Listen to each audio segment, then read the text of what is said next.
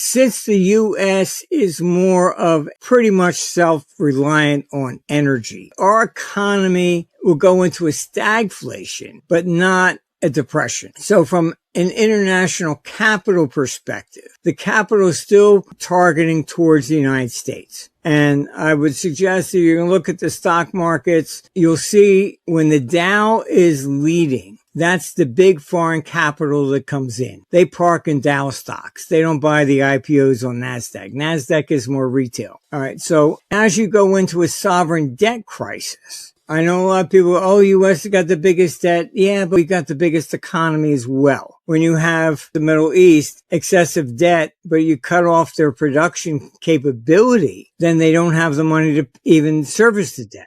All right. Europe is in the same position. I'm very concerned that they are kicking up for war with Russia, largely because they have no choice. The EU is in desperate condition economically. Their GDP growth is about half of the United States. But if you analyze the cost of government, what percentage of GDP is consumed by the bureaucrats? In the EU, it's almost 50%. It's not very, I would say, hopeful. I think he will try to lower the interest rates. However, when you also go into times of war, interest rates rise. What people have to understand is that the Federal Reserve can control the short-term interest rate only. The long-term interest rate is set by the markets. That's why the Fed got into quantitative easing. And that creates a problem in the sense that it makes it more volatile. It puts more risk on this. And I don't see him as being able to get out of any of this.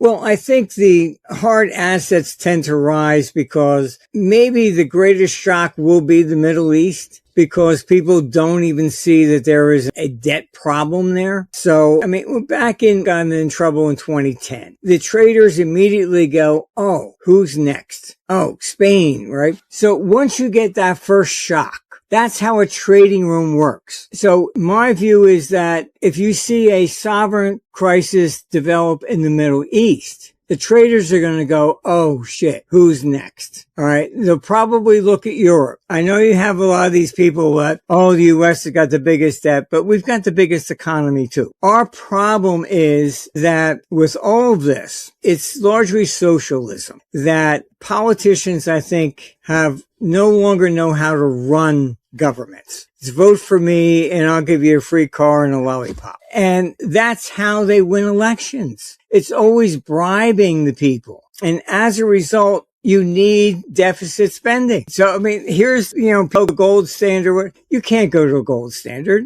You have to change the political system first. I mean, if you went gold standard, the gold would be wiped out, very quickly. So you change the political system. Our computer was correct. It forecast the gold would go down for a couple months. People thought, how can it do that in the middle of war? Well, as I said, the banking system went down in UAE. People needed to sell gold because you couldn't get anything out of a bank. Russia started selling gold to circumvent the sanctions. So I only see this as a temporary liquidity problem, not a long-term shift. In order to be long-term, then you got to open your arms and embrace government. And I just don't see that. And I've said for a long time, look, the stock market will go up with gold, mainly because you have sovereign wealth funds. We've got just 2 clients with well over $1 trillion in the portfolio. You can't put that kind of money just in gold. They need to earn interest, etc. So they tend to buy more on the equity side. I've managed to get them out of, real estate, things that are not liquid. Also, one had an audit by, S&P, and they said, oh, you're more government debt, you're taking on more risk, because they were moving towards more on the corporate side.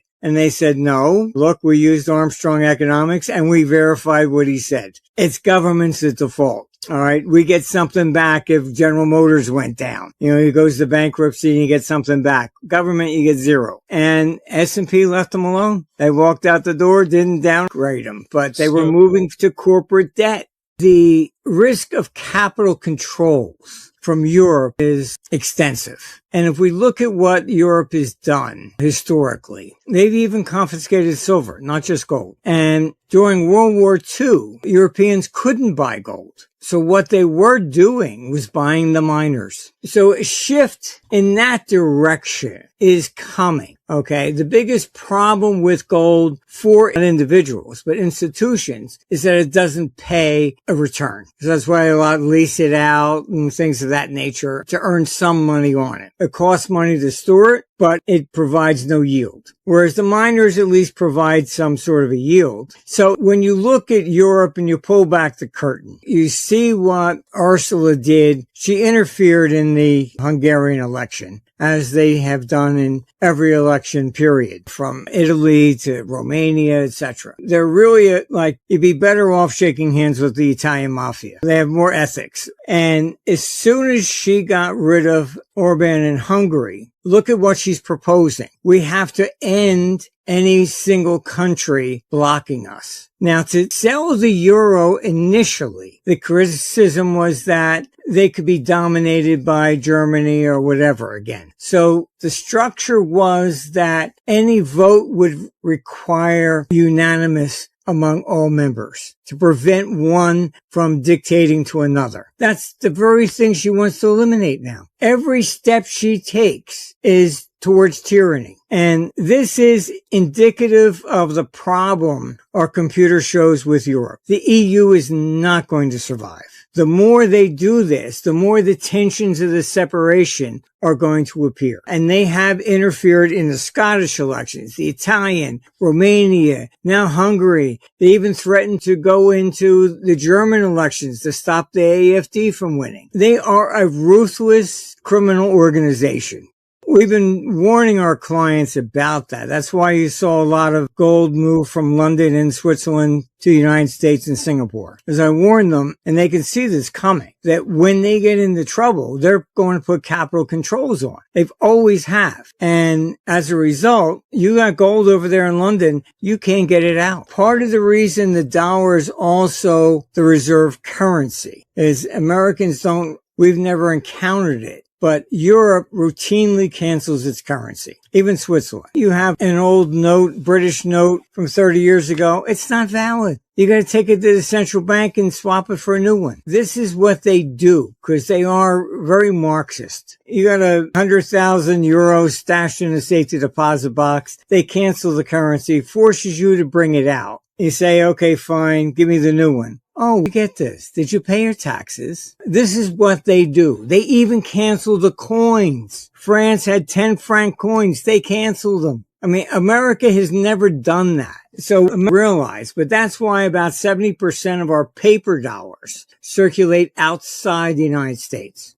I think you'll see more towards, the tangible side from June on. The you have there is an escalation of war, both in Europe against Russia and in the Middle East. And look, the United States was largely agrarian. J.P. Morgan had to lend $100 billion in gold to top up the Treasury back in 1896 because we were bankrupt from the Silver Democrats. So by the end of World War I, the U.S. became the financial capital of the world. It wasn't any policy that we adopted. It was simply that Europe decided to blow its brains out twice. So that's what sent all the capital to the United States. All right. By the end of World War II, we had 76% of the world gold reserves. We produced the arms. We produced the food. You got tanks running around blowing things up. You're not going to be a farmer, tilling the soil. So war impacts the international capital flows. And that's why all these people, the dollar is going to crash. Take a look outside the United States. I'd rather have a dollar than a euro any day of the week. Look, I've traveled around the world. I still have, some 1,000 rupee notes from when I was in Mumbai. They canceled them. They look very nice. I got to go back to the exchange room to get real money. I mean, this is routine. This is why the capital is going to come here. I mean, I was in Athens and I went to go buy something in a store and I said, if you give me US dollars, I'll give you 10% off. He wanted the dollars. He didn't want euro.